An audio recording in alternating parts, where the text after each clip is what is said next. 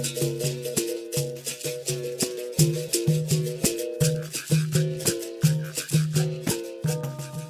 there, guys. Welcome to Grupo Sanzala's podcast. I'm your host, Mestre Pedro, and this is our episode number 36. On today's episode, I share with you a conversation that I did with a good friend of mine, Mestre Ponciano. For those who don't know, Mestre Ponciano is an amazing capoeirista. He has been based in the UK since 2000, and he's a jack of many trades. He's also a choreographer, a dancer, a singer, a full-round performer. And we have a great conversation. We started because we share being born in a family that is already heavily involved with capoeira. So that's where our conversation starts. And yeah, I hope you guys enjoy it.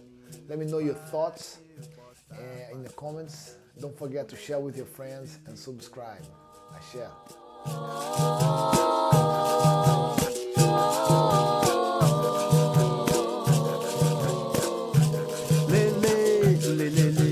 Hi guys, welcome to the one more episode here. My name is Pedro, and today I have a special guest, an old friend of mine. That has been in the UK for, I think, the same time, arrived in the same year as me. Mestre Ponciano, welcome. Thank you so much for making this happen.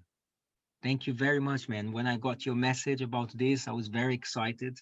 Obviously, I'm sure we're going to talk a little bit about this, but we have a long story together. And yes, 20 years now. I was going to say, I am celebrating 20 years of UK this year. So Yeah, we had a very quiet celebration, but I'm like still celebrating. I was full of plans, to do a Yeah, massive event and like call yeah, all the yeah. friends, do this crazy thing, and then came this two-leg sweep.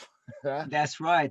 What a rasteira, eh? What a rasteira is that one that's like before you go down, you go up, and you have to figure out how you're gonna Yeah, land because yeah, the that's game right. is gonna go on. And as I was falling, I was also realizing that I lost about 8 aeroplane tickets from Masters. Whoops. You get all the vouchers sorted. Well, I've got some of I got some of them back, but I have lost some airplane tickets. There was nothing I could do, and I was like, "Oh my Yeah, god!" man. But Tell me anyway, here about it. we are. Here we are. It's been good, and it's crazy how fast the time has gone.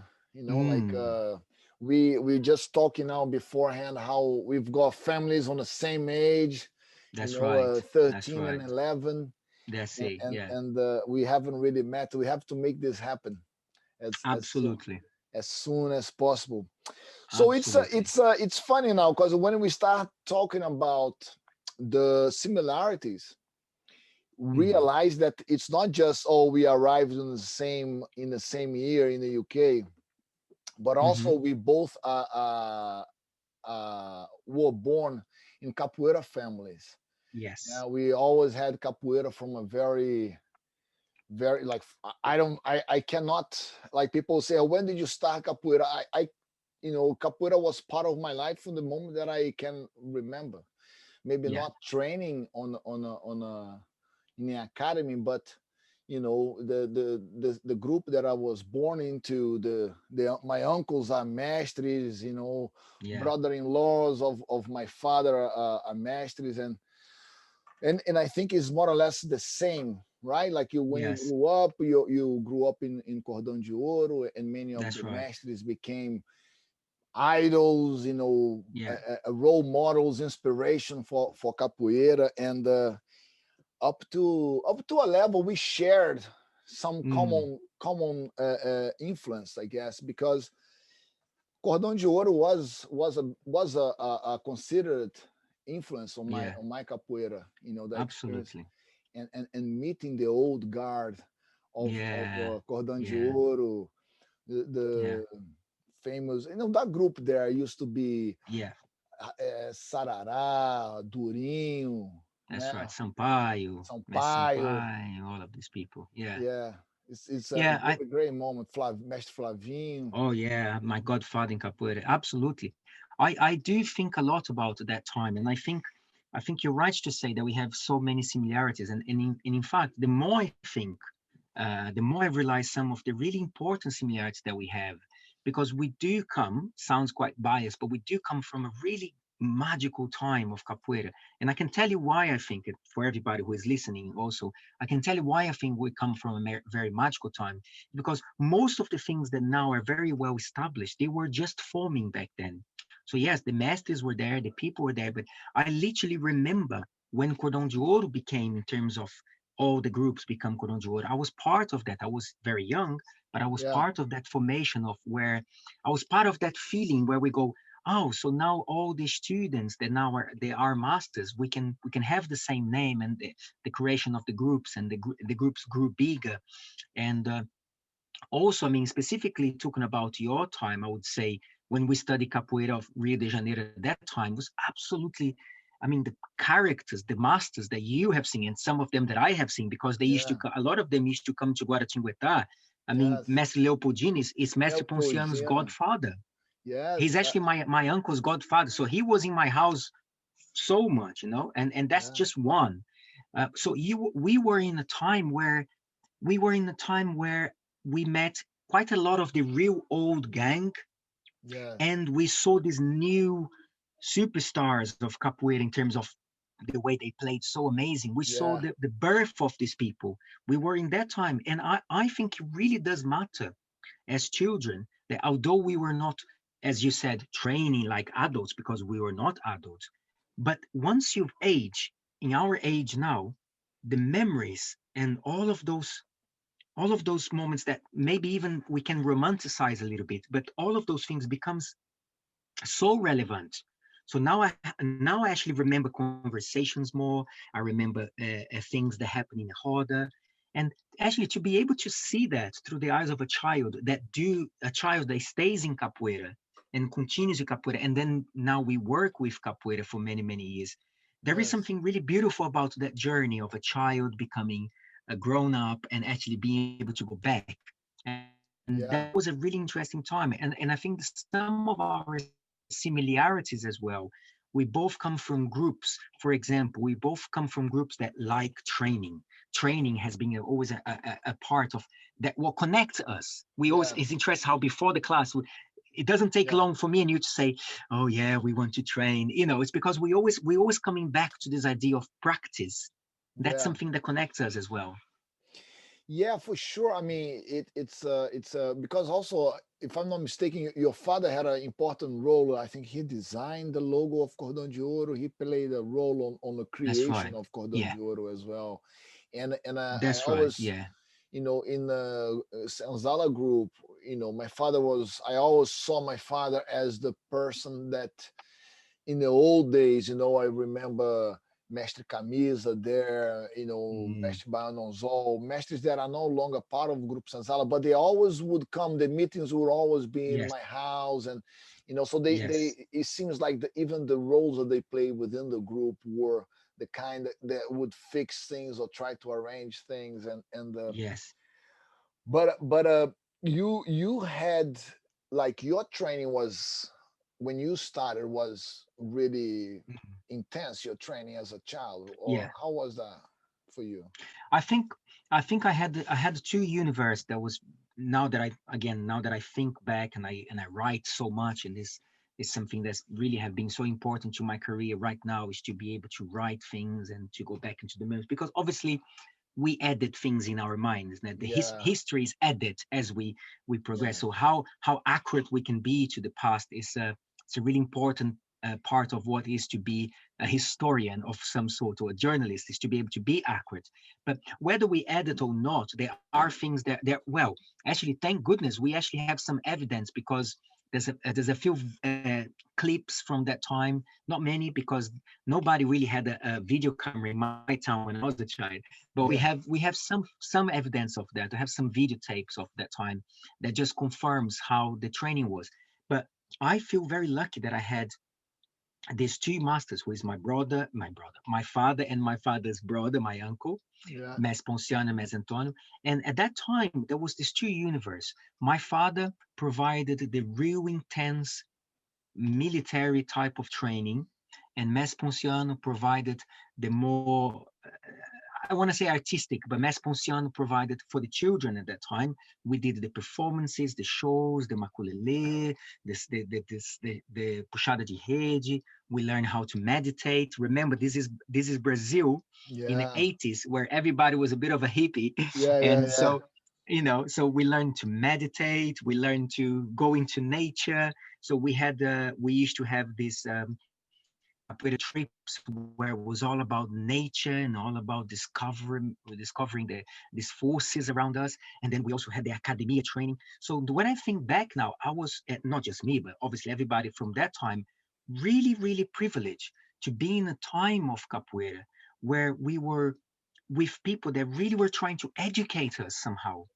I Yeah. mean, one thing that I always talk about, and this we have quite a lot of evidence for this, is that my father was Mestre Antoine was always concerned in bringing people there.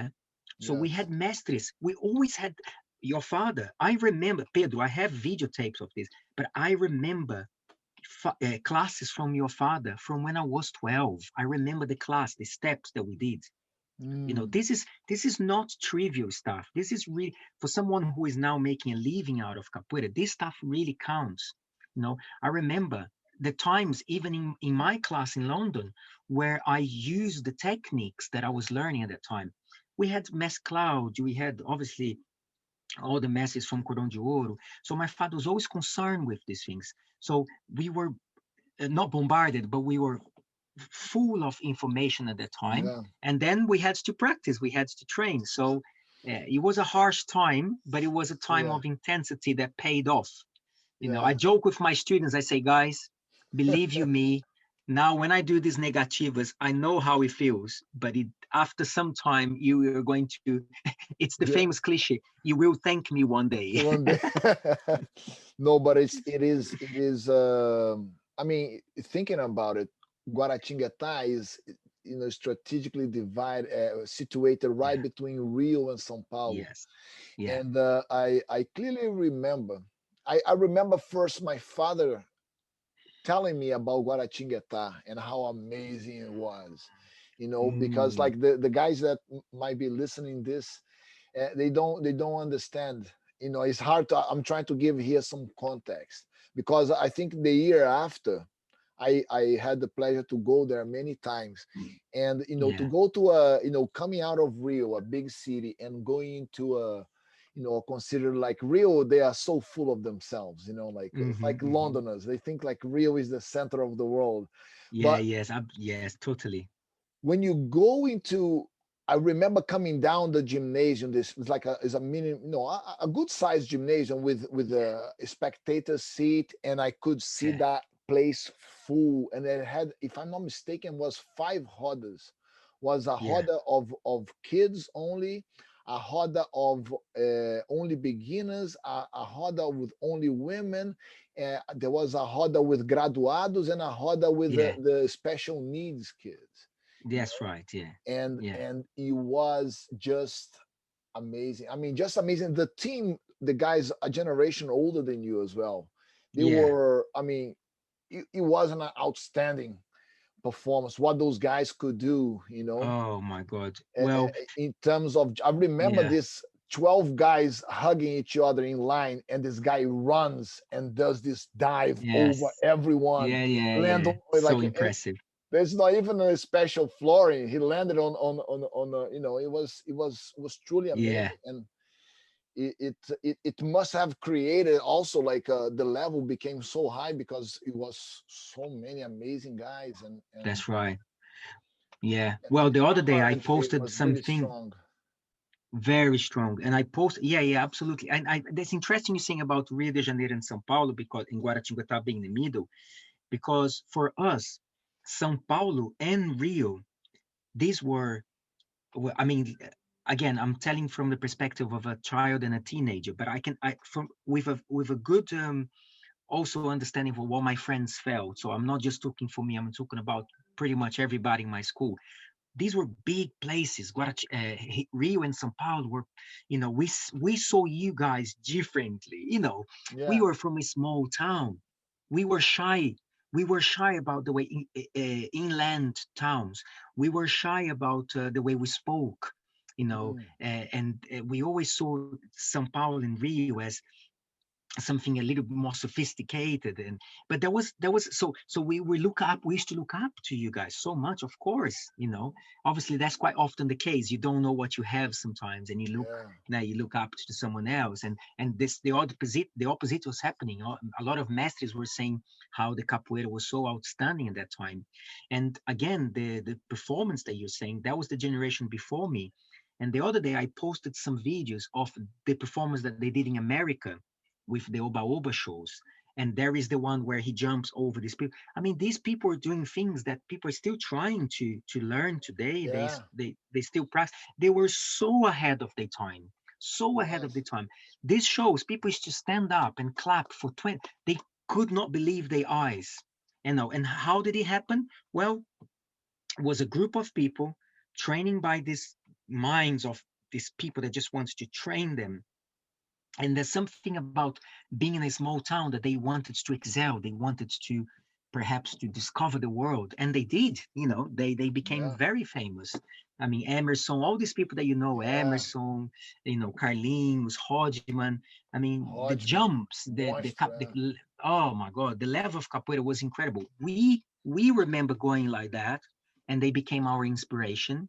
You know, so we were very inspired by this generation before us. Indeed, yes. You know, it was amazing. But I feel that because when I met you and you were young, you were already like you were already a rounded capoeirista. You know, you had a Yeah. good musical background. You had a nice Angola kind of style. You know, you and Mm. like you say, your father-in-law, seu padrinho, mestre Tucano, né, Flavinho Tucano. He Yeah. was kind Yeah. of someone you mirror and look up to, Yeah. and I Yeah. could see that. And Yeah. for me, I think that I came from a more spoiled a kid. Right. You know, like kind of I was Mm. born into this, and I, Mm.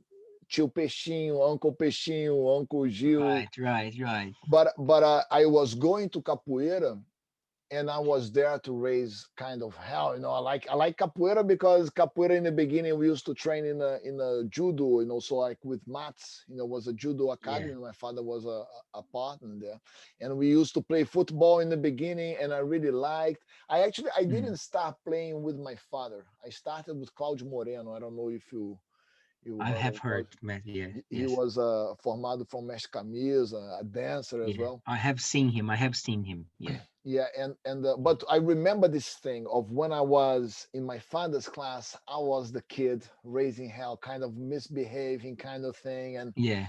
and I became serious about training later on. You know, like after 16, 17, when I came back, Mm. my parents came back from the Mm. UK. But I feel like now that I'm paying my karma, because like now my I kids see. in the kids class that I do, they are the ones that you know, instigating the mutiny in the The class. trouble. The trouble. Yeah. So like, oh, now I'm on my position of my father and how he was, and You're looking. You're going. Oh my yeah. God! This is just the deja But vu. yeah, no, definitely. But at the same time, it does feel like this insight of that I had from training, because within my father had a small group in Rio, and in Rio as a whole, there were lots of capoeiras there, and many capoeiristas from Mestre Peixinho, which within the group Sanzala is a considerable chunk of group Sanzala. Yeah. But I remember that just for being able to go and spend time in Guará, and also meeting the old guard of Mestre Suassuna, Yes. seeing those Yes. guys Yes. doing the dance, Dança do Fogo, Yeah. Yeah. warming up in a bar across the street before Mestre That's right. Flavinho's thing, and seeing the real friendship that they had. I That's was right. also an outsider, but I know that Yeah. like every big group there were stress among Yeah. themselves, but the way that they would come in and just put on a show and play Yes. capoeira, this, and so different they Yeah. were among themselves. Yes. And then it started. I remember. Then couple of years later, Mestre Mirim comes around Yeah. Oh my God. Yeah. and blows everyone's head. Like because he was the Yeah. opposite trend. Like the trend of the capoeira being more aggressive and martial Yes. art Yeah. like. He was always Yeah. valuing the taller, heavier guy, and That's right. he comes in with 57 kilos, That's it. 160, and just Yeah. blow people's minds off. Yeah. And having that ability to see that and then go back to real, and it made what my father was, or at least the group, it made me feel like, okay, I'm definitely group Sanzala, but I'm also doing things that is slightly different that they are, and so I value Yeah. this very, very, very much. And That's wonderful. it's really nice to see Yes. as well, like the impact of the teaching, because it was the Yes. time when my father was also focusing more in Angola, and Right. doing the events with João Pequeno, like the one in See. Ubatuba that your father came along, and was Yes. the first time that I met, and seeing the impact of training as well, because that was the Mm, moment more or less when Miu Jin was being born, right? that's right. Yeah. That's right. I actually remember. So obviously, some of the we can even see Mujing being spoken about and being developed somehow in the I would say early 80s, but I would say because they already did things like that in the 80s, which when my father became a teacher. But Yeah, for example, talking from my perspective, I remember when I first started to hear the mestres and Mestre Ponciano himself saying to me, "Now we're doing this, and you got to play more like that." That give me instructions, and I actually remember very clear that in 1990, I remember that. I remember coming back from my school holidays. I didn't take much holidays because I didn't travel or anything like that. But I remember I think I had a couple of weeks where I went to my mom's house and stayed there. And then I came back to train. And I remember when I came back, they were playing. And I remember this very clear.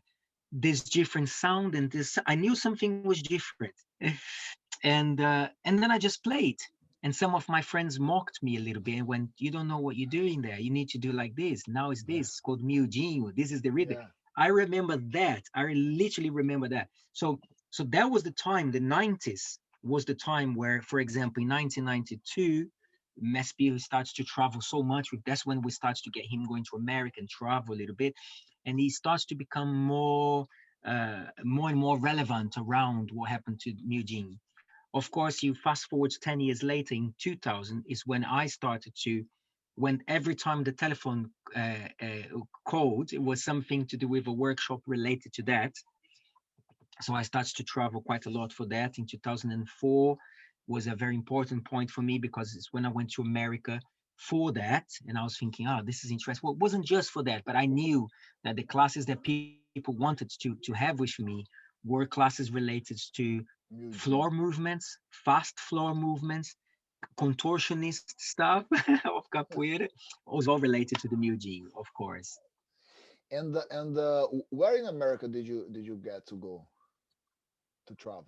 So I went, the first person who brought me there was Mestre Glauber and was New York. Yeah, so I went to New York. And it was for me was a big deal, nah? And I Yeah, was thinking, wow. And so I went there and then I was teaching a class and you can just imagine how I was just trying my best. I was trying to impress people, of course, and there yeah, is this energy. There is this energy that as you mature more, you see differently. But obviously, I was trying to leave a good impression of this style of how to move in this style, teaching as well. But every time I went into the hall, I just wanted to turn myself inside out and just show people the strength of that. But also because it's something that I enjoy, something that I love. So it wasn't yeah. just showing a message; it was also part of what made me a capoeirista, really. And it's important as well to notice that I think, like, so this is me. uh I'm saying this on my own, just for because people Of might hear course, this yeah. and saying like, "Oh, Mestre is saying that this," but I No, no, no. feel that Mestre, my father being the one that would go and Yeah, do try different stuff. In my Yes. house was also the place where Mestre Peixinho would come to train. My father had the swimming pool, Yeah. had Yeah. a, Yeah. a third floor as well. Yeah. The guys from Guará, from São Paulo stayed there many Yeah. times. But so I think, like this influence of the Miu Jin kind of Yeah. slowly came and was felt in the Mestre Peixinho's work through Yes. the research of the jogo de dentro, I think which in so a too. way Miudinho Yeah. is an Yeah. offshoot of jogo de dentro. Yeah. But it's nice to see how things impact, because like, okay, Mestre Peixinho made this, not in the same, didn't had like sequences pre done, Yes. but it was the idea, okay, let's force the student not to force them to have a bendy back and be able to play inside in a Yeah. comfortable way. That's And right. he created some rules, or you cannot sweep, for example. Right. Right. Right. But I think Museum is a very good example of how a system is very good to create the vocabulary for a good kind of move. And Yeah. Oh, but yes. with understanding that at some point you need to break the mold. Once you're done that 100%. mold very good, is because it's time for you to grow out of it. Yeah, absolutely. That's one thing I speak.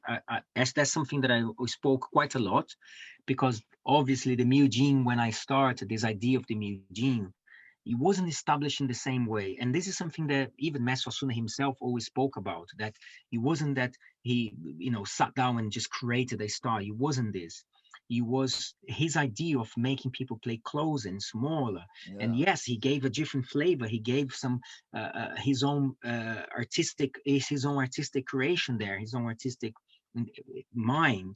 But nevertheless, what he was saying is almost like if I say to you, I want my students to play a certain way, so I start to then develop trainings and sequences, and they start to adapt to that, and then naturally that took a name on its own.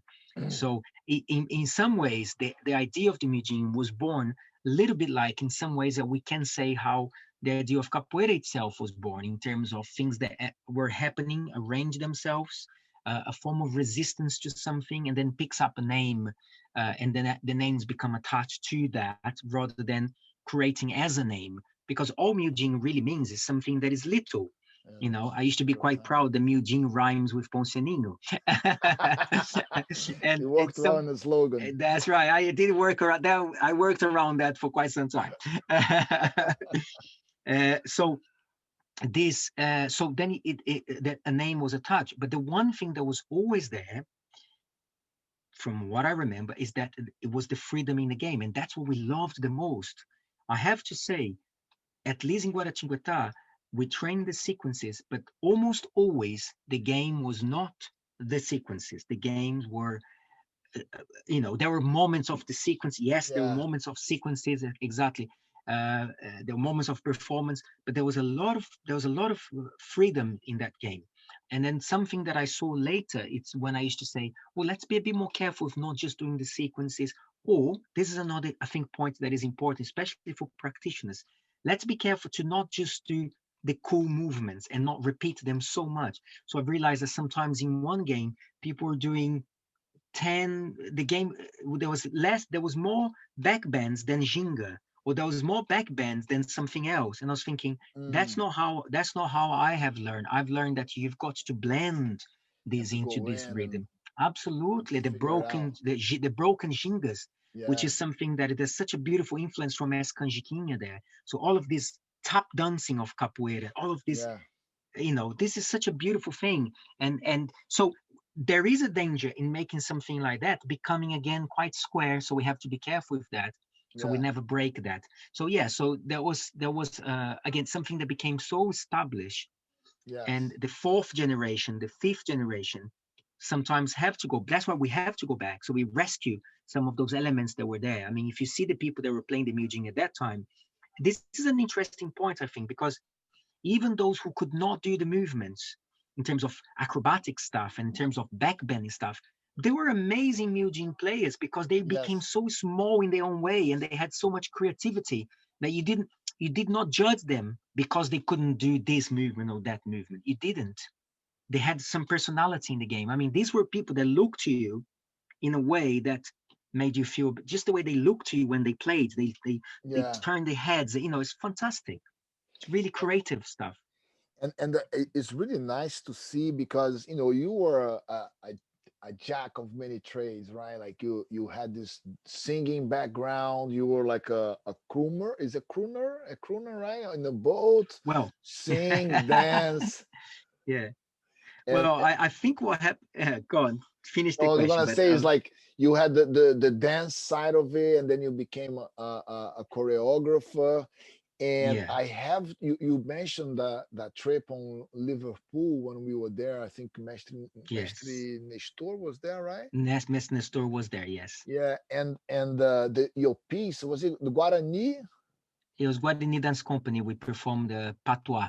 e Patois. I still Yeah, have nightmares of that dance and I know it's. the little thing that she and there was like it's kind of like sometimes the capoeira moves. And I remember I had the privilege of when I was 16 to go to Mestre Suassuna's place in São Paulo and train there and get him how he would describe the describing a movement or trying to express a feeling, how he would transform himself. Like Mm, yeah, Suassuna was a guy.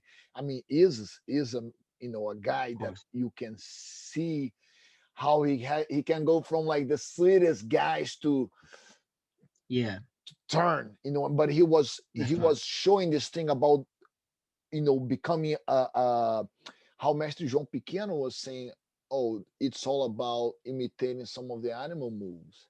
It's like Right. he was talking about how the Expressions. Yeah. expression, how and seeing little things. And I remember to these days, I just have this scene of Mestre Suassuna becoming like a eagle, and he would, Right. just by the way he opened his arm and the little things that he would do. And Yes. so Yeah. I could see that Yes, in yes, that yes. dance How piece. interesting. How And interesting. Oh, absolutely. Yeah. I mean, that dance piece, it was quite, there was a dark, there's the beginnings not so much, but then there is a moment in the middle that is quite dark. And that's because, well, it's called patois. So I wanted to talk a lot about the symbolism of this necklace that protects you.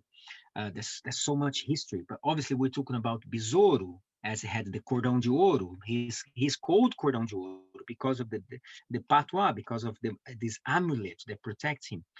But he's Besouro, so he could transform himself into a beetle and fly away.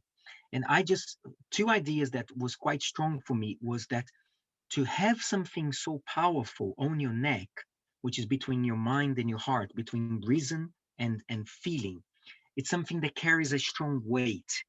And the fact that he can transform himself into an animal, I wanted to capture that time.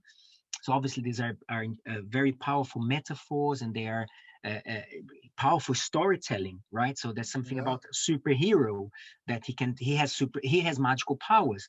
But I was also thinking, wow, there's something quite weird, and obviously weird, about this transition. What is the transition of human to an insect, transition of a human to an animal and fly? Because we're not just romanticized of I'm transforming into a beetle. So yeah, I was thinking there's also something quite sad about the fact that he had to transform himself into a creature to escape. And escape from what? From, then we go into politics and yeah, the society. So there's all of these things they are inferring in the piece, that is the darker side of having, the darker side of needing an amulet to protect you, of needing to transform to protect you. So this is why there was a time there that it becomes quite weird. yeah. No, but it's really powerful stuff and a really Yeah. really nice piece.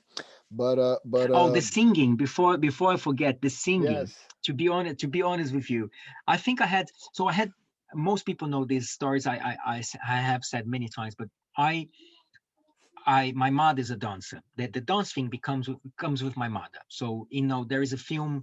I'm sure a lot of people have seen, but some have not seen. There's a short film that was done by Channel 4, and Maré Kate, who is the director, and she and Azul Serra. There's a film called Memórias, and in that film You can check if you put Memórias Poncianinho, you'll see it was Channel 4 and mentored by BAFTA.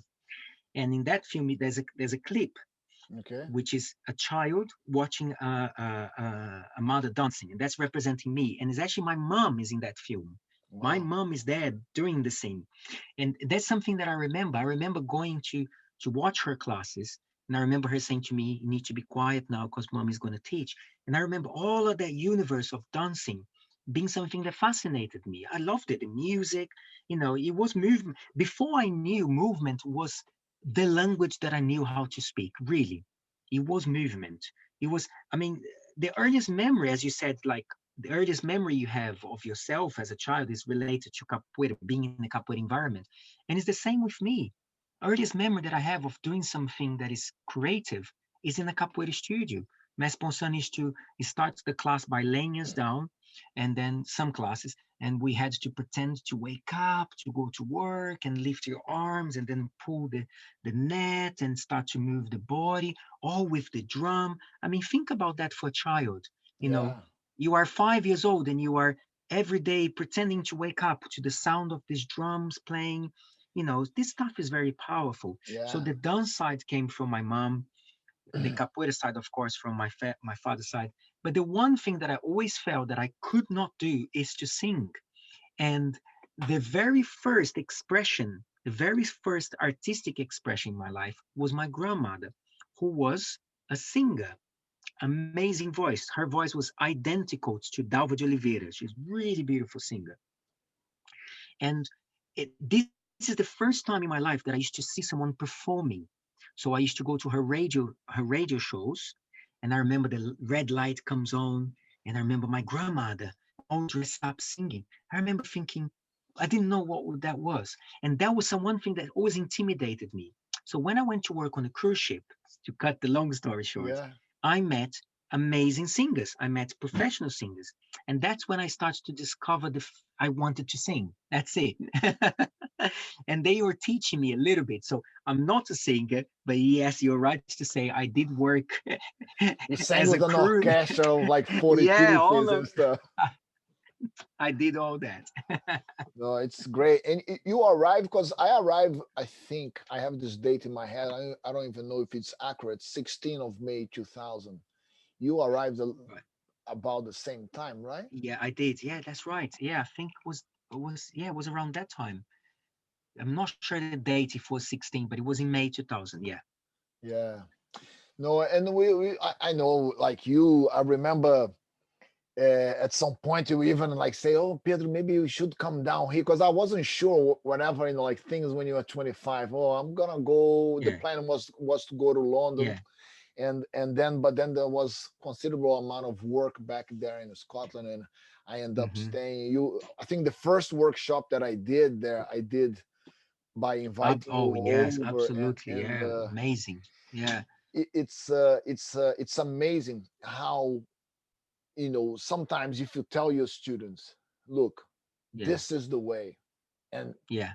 here I find in the West, people are much more likely to take you to doubt of you, than in Hmm. the East. In the East, they will listen to you and they will see that you are accurate. Okay, so you back it up, it's Right. fine. But here I felt that people always kind of, which is fine too, they would just like don't Yeah. necessarily question, well, they would question more.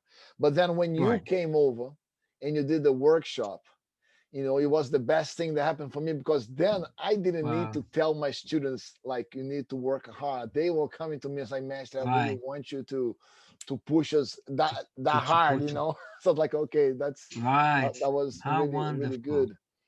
um Yes.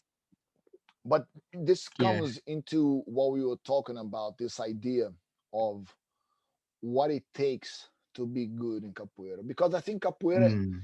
when you are a beginner trying to see it from the eyes of a beginner, he goes into the environment and he just is overwhelmed with the energy, right? The heart that is Yes. there, the music, he can see it's Yes. almost like a magical thing, and you will see people doing stuff that they never thought it was possible. It's like, wow, I got the capoeira bug, I gotta train this. But they get a lot Yeah. is addicted to that kind of, we'll say, not, I don't want to say circus, but like the full bateria, the full roda, the attraction, the energy that it has, the camaraderie that goes afterwards, getting together and all this. But very few are willing to do, what it kind of takes to get up to a Yeah. certain level. Because I remember back in that day, like lots of university students, freshers, and one kid, it was a bit like kind of, not the fittest looking kid. He asked, "What does it take to get good in capoeira?" And at that time, being in Europe here for about a year, that question was asked quite regularly. And I gave the same answer that I gave to everyone. I said, "Look, what my father told me. Say, look, you gotta have a routine of training on your own. Yeah. It doesn't matter. You can start with 20 minutes 2 times a week, but every 2 weeks you increase 20%. When you Yeah. reach 5 times a week, 3 hours a day, you give me a call, you know. Mm, And mm. that particular student, a few months later, called me on a Friday, a bit breathing deeply, heavy breathing, and he's like, "Oh no, because you told me to call you and this is the first week that I did five, So cool. 3 hours, Yeah. 5 days." And he is one of my top students, errors. I think Right. Yeah. Yeah. Yeah. Yeah. who really transformed himself. And now Yeah. this whole talk is to talk about now this double leg sweep that Yes. was the lockdown and the Mm. inability of being together and Yeah. not having the frame, and then how the different students, even advanced students, are Yeah. reacting differently. Yeah. I really hope this. I really hope I mean, I'm sure people will love this talk and they will stick around for this part because this part is so relevant.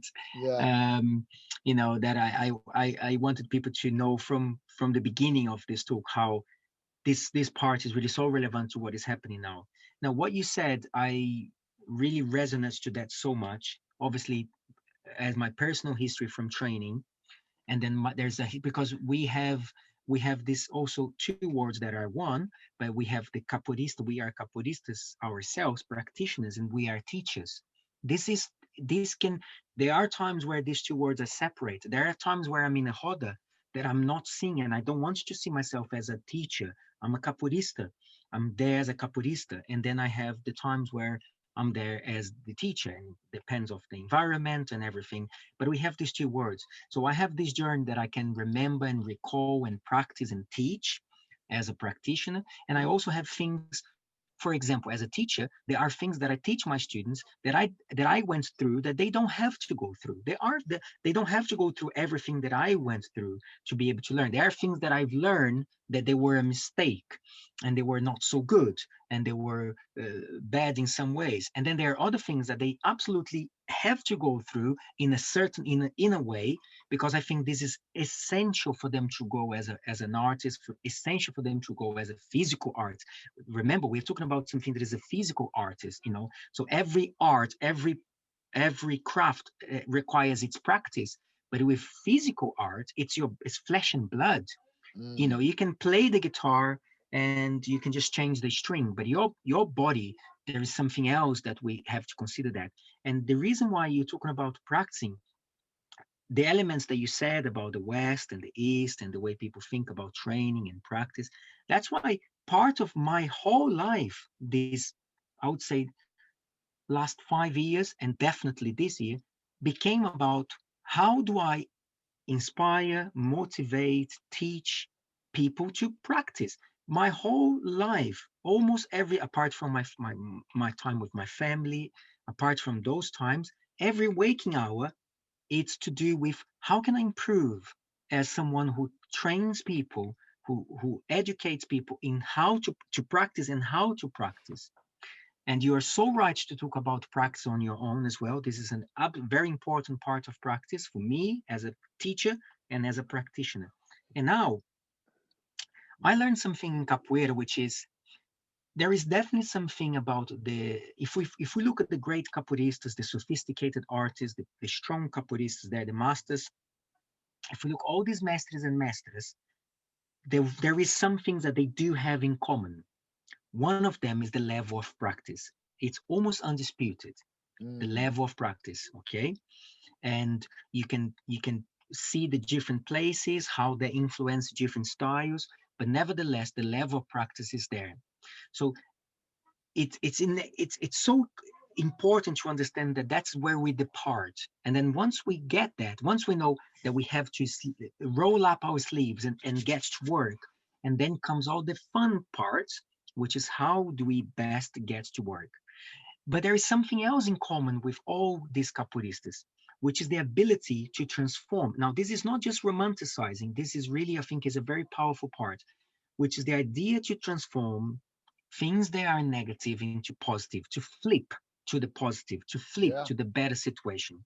So we have lots of interviews where someone like Mestre Grande would say, well, there was a time where I had to work in that place and I couldn't do capoeira. I would wake up 2 hours earlier to practice. And these people were constantly arranging things in their lives to have the least amount Suit of capoeira. excuses possible, least amount of excuses, and to just say, this is what you've got to do. We have this in Yeah. capoeira music. So many songs tell us to shake the dust and get on with it, to get up from a fall. We have music, we have rhythm, we have philosophy, we have history, we have masters, all leading to this direction, which is basically to practice. Yeah. So I want to say one more thing about this. There was a time in Zoom. Now, I appreciate how this may sound biased because I'm working with Zoom at the moment. So I Yeah. understand that. But there was a little time after a couple of months where, some people had enough. And I understand that. People, Yeah. I mean, I want to be in a studio. I understand that. And I was starting a class and I was going, thank you so much, guys, for, pushing your furniture and, being in a space. I know it's hard, blah, blah. And I've changed that. Because I feel that if we never had the Zoom thing, we would have missed out on a lot. I actually Yeah. think that It's a if we never blessing. had this technology, absolutely, if we didn't have this technology of me being able to train with Mestre Antonio in Guaratinguetá there, with the people behind him supporting him, so many people that we've supported as well in Zoom at the moment, lots of Yeah. mestres. We did class with Mestre Brasilia, all of these things that otherwise we couldn't. So I'm not thinking anymore, oh, thank you so much for pushing your furniture. I think we've got to, let's push the furniture and Yeah. let's do some training. Let's just get on with it. Rethink the prioritization and like what's your priorities, because I understand people don't want to make a mess in the house. Yeah, That's fine, but at the yeah, same time, if you're going to stay 1 year yeah, and you yeah, are in lockdown or you're not being able to go out and exercise, like damn, yeah. damn the coffee table, move the coffee table out, Oh my raise your God, bed. that's it. But at the That's same right. time, it's a challenging one, because I feel the same. I feel that the only way we can really have a positive lasting impact is by influencing. It's That's right. by influencing, I mean by Yes, showing, leading by yes, example. This is what, absolutely. what I meant. But at the same time, it's hard to deal when you don't have the expect, like what you expect people to do, Yeah, you know yes, and this was something that at some point I had to switch off and just say, look, you're doing all the bits, like you showing what you're doing, and you are hmm, giving the opportunity for people to do it. you know some yeah, people are not in the right mindset. People also, yeah, everybody is struggling, right? Everybody is struggling with yes, yes. so many things. It's family members, it's like, oh, I cannot travel, That's or right. work, and I get that too, but I cannot let that affect me. And I was like, okay, man, so look at it. I'm teaching now, like you Very said, important. people all over. People who wants to go, they will go. Now it's just, and then I made a parallel between how so many people, or not even a matter of space or a matter of time, it was just that it was Mm. a turn off. you know and then That's I right. made the Yeah. parallel. Was it because they never really had uh the habit of training on Yes. their own, and enjoying? Mm. Because I had phases in my development. I was like really enjoying training on my own and discovering stuff that is, because I Yes. say to my students, there are stuff that is staring you right in your face, and you're never gonna see it Mhm. because you're just not looking for it. Yeah. So for me to have this possibility of training with somebody, and be able to correct a guy Mm, who's in the other mm, side of the world in real time, mm. I find, like, man, this is a blessing. But Oh, totally. it You said is something. what? You said something really important there that I said this Saturday, Sunday. So yesterday, I spoke to my students about this, which is this. Uh, so there is value in finding your teacher because you want to learn something. So, for example, let's say I want to learn how to do calligraphy, writing. Yeah, I Okay, saw that you're and taking up this new. that's right, which is something that I love. So I want to learn, and I happen to fall in love with this style. So I want to look for a teacher that teach me that style. There is value there, of course. So if someone comes to me because they love acrobatics side of capoeira, the acrobatics that I can do. I'm not talking about this stuff, new stuff. There is value, but there's also value in a teacher that can show you things that you did not know you should be looking for. So this is really beautiful. What you just Yeah, said there is exactly what you said. You're also going to show people not just, oh, I can teach what you're looking for, but I'm also going to teach you things that maybe you did not know that you should be looking for. As if to say, oh, I can teach you how to write like that, but have you seen this? Have you yeah, seen this brush? Have you seen this type of ink? Have you seen this type of paper? Have you seen this other way of using your colors? And this sometimes needs the master to cut the randomness of you looking for things for yourself.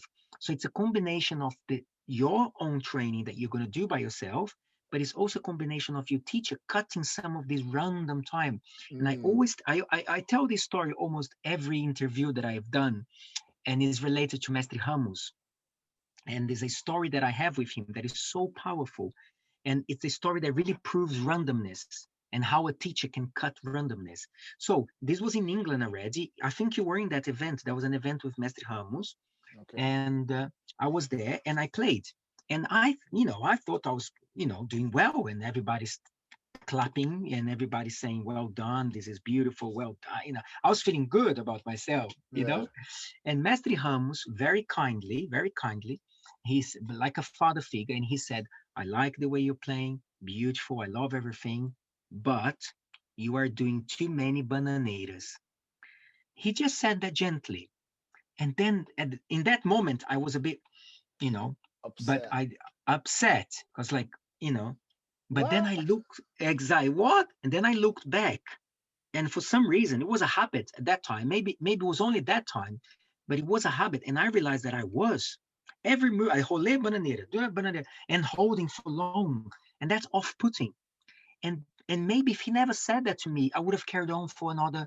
Maybe I would still be doing that, or maybe I would carry Mm, on for another 2, 3 years without having someone that said, think about what you're doing now because this is dangerous. And that's the power of a teacher cutting so many random moments that you would not pay attention for yourself. You yeah, know, so there are things that we need masters that have navigated to a place and can tell us this map is a good map to start your journey. This is a good yeah, map to navigate by. And there was something else that you said that I wrote here as well.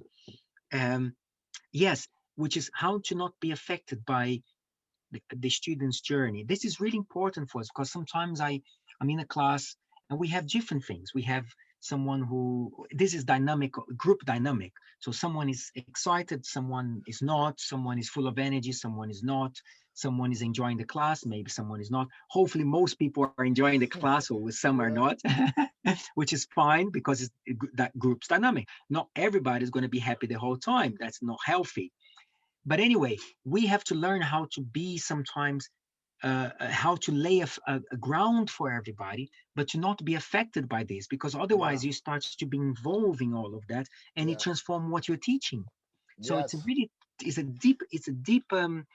deep journey for us as well as teachers. yeah, yeah. It's all true, and you're saying this story about Mestre Ramos, and Mestre Ramos himself is an example of what dedication and hard work can Yeah. transform a person. Because one of the memories that I have from Travessa Angrense, where Mestre Peixinho had his academy, was to see Mestre Ramo as a blue cord, and the blue cord in Senzala is more or less the same on Cordão de Ouro, but Yeah. he was he could not stretch, he could barely sit with his Right. legs open, so he was a guy that Mm. struggled so much just to have flexibility. And I remember as a kid looking, wow, how is he doing capoeira if he's that stiff, and he's a guy who Yes.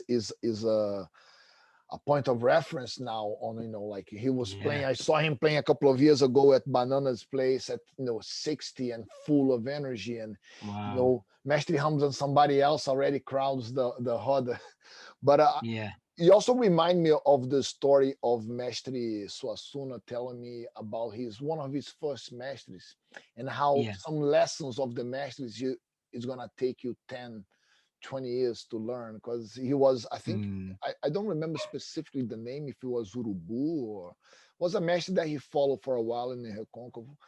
And he said that after spending 6 months with the mestre, he said, Mestre, like following the mestre everywhere, he asked, Mestre, when are you gonna show Mhm. me a special move?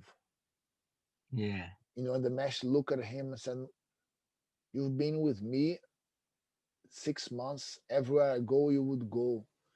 So yeah, you stay on the bar and you're talking to the friends and to the hardest as well. So yeah, if you haven't learned anything in these 6 months, you should stop capoeira. Let's And see. and and Yeah. and Mestre Asuna said that it took him like 20 years to understand what Mm. the mestre That's a meant. powerful story. Yeah, and Yeah. so Yeah. I think that story was with Mess Valdemar. Valdemar, yeah, Yeah. I and think it was with Mess Valdemar. Yeah. it was exactly about this thing about the camaraderie, that it's about, is Yeah. capoeira is more than just what you do in the hard, is how you relate to the That's right. others, and how you build your friends along the way. And Yeah. yeah, Yes. and I think Well, this if you is listen, if you, go on. yeah, I was just gonna say, yeah, yeah. If you read the manuscript of Mess Pastinha, you see in the writings, you see things that are obviously not related to what you do in the Horda. There's so much to learn from the whole feng shui of the art form. What happens, the idea that two people, that's one thing that I saw, just one small thing that I saw in one of those vintage videos of Mess Pastinha. There was a moment where two people stand up from the same corner, and they go like, come on, let's go and play, and they both go and play. And this is something that I remember in our time happened as well. Yeah, And then I just had a parallel thinking with that, and this idea of people just always playing from here and here, always like opposite side of the harder. And I thought, yeah, how beautiful. Yeah, we can just, me and you are sitting together and we can just get up and play. And that just shift, I mean, it's a small example, but it just shift my idea of the feng, again, of the energy that is dominate, that is not just what you do inside the harder. It's, I mean, your practice begin at home, how you fold your clothes, how, I mean, this sounds very Zen, but in Capoeira, yeah, we have all of this. Mestre João Pequeno was such a yeah, Zen master, the way he it spoke, was. even the way he, even his integrity throughout his whole career. I always think, I was like, my God, because I started so young, obviously you can look many phases of my life that I would have not done the same way because I had Yeah, to learn. But people like Mestre Pequeno, no matter what video you see from him, you just see that integrity, that the teaching was there from the beginning. It's just incredible, yeah, there's some yeah, real amazing stuff there for us to learn and to think, right, look at his career. For these 60 years, yeah. he kept these ideas together, and it's just amazing. Yeah, and the way he's playing, I think on a similar event when Mestre Espirro Mirim was in Rio for the first time, Mestre João Uh-huh. Pequeno was there. And Mestre Pequeno with this thing of like doing the hands, something that I passed Oh to my my God, yeah, students, yeah. and how he would hop. And I remember Mestre Boneco buying with him, and like, and did a meia lua, and his meia lua followed right in, like he was so So sharp. inside all the time, and so strong Yeah. moves. And yeah, man, it's Timing, yeah. it's He's amazing how the mind goes, right? We start talking about That's right. back in the day, and you remember this, Yeah. and how that builds up to, to the now, to the moment that we are living now. And Yeah. you know because it's a battle for the mind as well. There's so much. I've been saying this to my guys. Look, there's so much uncertainty that we Yes. don't have control Mm, over, and to focus on that, it mm, will take you to one mm. direction. And having the time to train on your own, like what I'm gonna do tomorrow morning, I'm gonna wake up and I'm gonna do my training regardless of Yeah. being, I might as well go on Zoom or not. Like Yeah. this Yeah. Of relationship with course. yourself, and That's and right. and because That's it's right. something that you control. I That's can do. right. That's Oh, right. my back is hurting. I say, okay, I'll do some stretches instead. But it's Yeah. just like this I control, and so it gives you a different vibe, Yeah. and it has helped me a lot, and doing the stuff that I have been doing, like having the students support you. Yeah. They did the GoFundMe page, and it put me in a stage. Okay, so now I have my students helping me out. I have the government's helping a little bit. How is the stuff in Brazil? And we started this. I don't know if you heard about the Capoeira Solidarity thing that we started. We did a workshop with Mestre Acordeon Mm. and a few other masters, Yeah. I've raising thought money, that. Yeah. doing some Yeah. mapping about the social projects in Brazil, so it's just trying to make new connections, like through capoeira, Yeah. new people. And I've met through this project, I met a few other masters that are doing amazing work. Like, I don't know if you came across Mestre Pedrão Abibi. Is I have not known. He's the guy who did the film about Besouro. Is I know who he is. I do know who he is, Yeah. yes, but I don't know the project he's doing right now. I know who Well, he is, right yeah. now he's just helping the old school of capoeira, samba, candomblé in Bahia. Wonderful. And Right, right. so it's important, I think, because what we cannot be present in the Roda, but I can make this connection with him. I can Yes, strengthen the yes, connection and with support. you. And yesterday That's right. I was watching Mestre Ferradura as well, doing his music course in Yeah, English, yeah, and having Marcelo Finco there, and cheese as well, people that I come across. Say, okay, so like this is what we need to really focus on, like absolutely. what makes us feel Yeah, strong, and the mind vibrant, to when we come yeah, out of this, we come out at a better position, I guess. yeah. Exactly, exactly that. I mean, I know it's another cliche when people say, "What are you going to be like when you come out of this?" But if we really take this on board, it gives us some hope, some inspiration to come out of this better. And you said something that again is being very important for me at the moment, because I also been very blessed. My students are so supportive, so supportive. It really makes me feel quite humble. I'm taken by. It's almost like still surprises me the way they give me so much. They practicing, they are in classes, and they're very supportive. And that also gives me, for me, one of the most important things, which is my responsibility towards them. And I think that responsibility in my practice, in keeping myself, is the least that for goodness sake, the least that I can do is to improve myself and improve my ways of improving people, Yeah, um, improving their practice. I mean, not people, but improving their practice, yeah, because it's responsibility. And responsibility, contrary to what some people may think, responsibility is what brings us joy in our journey. As soon as you be more responsible with what you're doing, with your discipline, with supporting others, there's so many areas of this.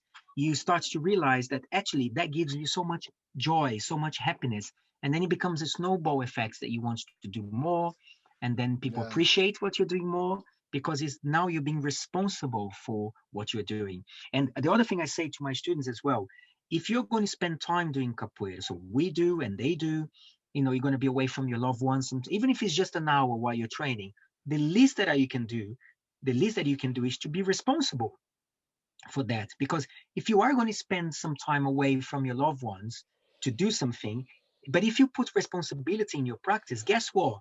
That comes back to the environment around you. People like that. People Yeah. look at you differently. You're teaching them lessons. So sorry, my computer crashed, so we Beleza. lost the chain of thought. But you were about No problem. finishing the No problem. I don't remember what you were talking about. You remember? I think I was just saying how when we have responsibility to our practice and our, not just us as teachers, but the students, how that is important to everybody, because even people around you benefit from your relationship to your practice. People benefit from that. It's a nice energy that is sent out through your family, to your loved ones. It's how we, it's actually how we improve our environment is by adding responsibility to our practice. That's where I was. Yeah, it's true. I mean, I a while ago I was looking into my whole place within my group, and Group Sanzala being a group that is old, and my father had a role into it, and looking at the example set by my father, that was somebody who never financially depended on capoeira, but that loved capoeira so much. And the reason that he loved, he told me something that marked me, even as a young kid. He said, I have such a respect for capoeira that I don't want financially depend on it, so that relationship might change, because when the survival of my family depends on capoeira, that relationship might change. And if I can avoid, I will, and that really marked me, and is something that I do, not struggle, but I'm constantly thinking of, like, being truthful to capoeira, and being truthful to the training, and remembering everything that capoeira has given me, but at the same time prioritizing the family, the work, so it is a fine balance. And he was somebody who worked 9 to 3, had 9 to 5, trained capoeira, from like run. He used to be doing crazy. Oh my God, athlete. I remember all of that.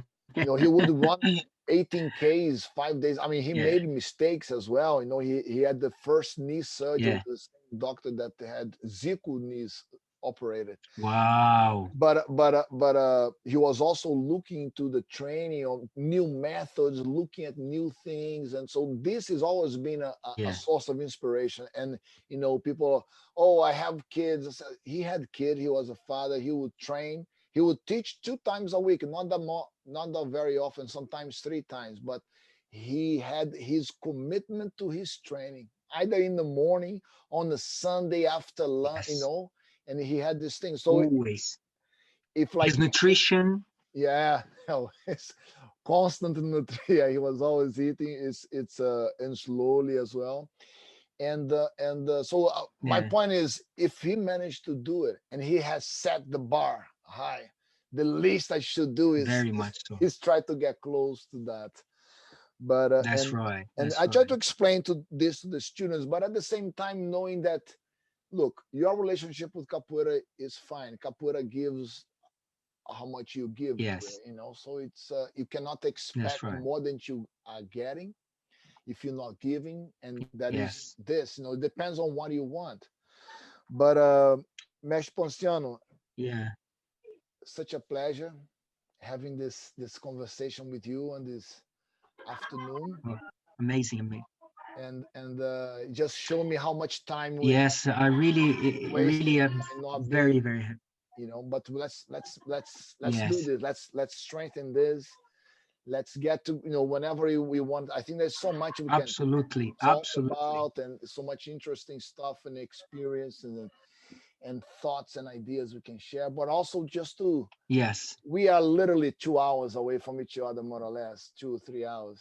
And our kids, same thing. Man, now we have to absolutely, I definitely want to make this connection. Absolutely. I mean, obviously everything that we spoke about, and all of these things that from very young that we know each other, and I think we're in a good place now. our not so young, because it's harder when they're toddlers. It's hard. Yeah, So now we're in a good imagine. place where we can that we can start to make this bridge again. It's something that I definitely would like my students to also experience, because also I would like to finish also by saying how there's immense value in have someone at your caliber here, because the history that you know and you have from Group Senzala, from Capoeira, from Rio de Janeiro at that time, it's really beautiful, really powerful. And it's really good also, not just for what's happening now, but also for historical content for us, people to study, to get to know the style, someone that we can talk about. I tell my students often, like, for example, for Cordon de Ouro in Europe, we have someone like Mestre Boca, who has so much content on how what was happening inside Mestre Suna's academy. Obviously I for Ratinguetá, but for Mestre Boca Rica in terms of Mestre Suna's inside the mind of the school at the time, and you know that as well. So I think it's going to be a beautiful coming out of all of this for us to meet and for us to do some classes that are also Yeah, touching upon this beautiful historical context that we have in terms of, yeah, oh, this person, this mastery, so I would like to do something later that also invoke this energy of the past but bring into the to our classes now. for sure, for sure. It'll be a pleasure. Yeah, I think I own you presence on a couple of events. I remember a few years there was a couple of events I couldn't make. There's one that tried to make, then was such bad traffic, I had to turn back. yeah. And I know that you are a very busy guy. And people say, "Oh, but Ponciano is so hard to get," and I was like, and I'm thinking, "Oh, I am on a deficit with him because I should We're have gonna gone to a make it few happen. events, but We're gonna let's make make it it happen. happen." Absolutely. Honestly, such a pleasure. Always great conversation, Obrigado. and thank you so much for your time, man. And keep well. And Obrigado, let's amigo. Thank you so much. anytime you want to do this again, will be a pleasure. Valeu. Absolutely. Have a wonderful weekend. Obrigado. Axé. Ciao.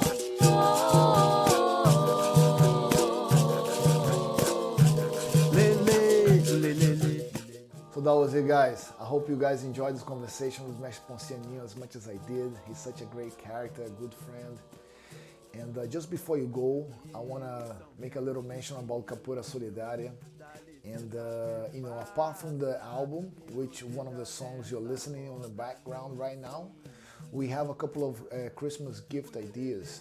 We have a memory game with the profile of the 24 capoeira masters, the most famous we could put it together. Some from our group, some from other groups, some older masters who are not around anymore. And it's a basic memory game. You have the profile pictures of the different masters, and you have to match. And the other one is a coloring book. All these products you can download from our website, will be available soon.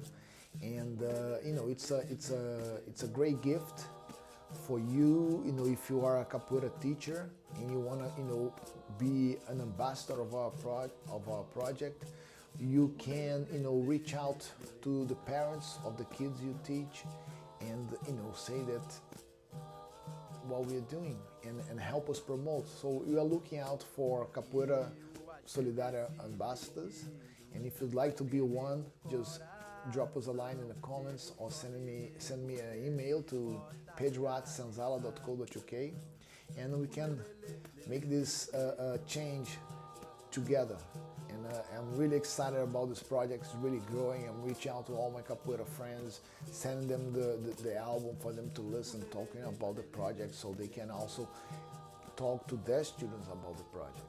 And it's about connection. It's about giving the community of capoeira an awareness of what we can do, where we are, and I see a massive potential there. So I'm really excited about this. But that's it, guys. I hope you enjoyed it. Until the next episode, don't forget to leave your comments and subscribe. I share.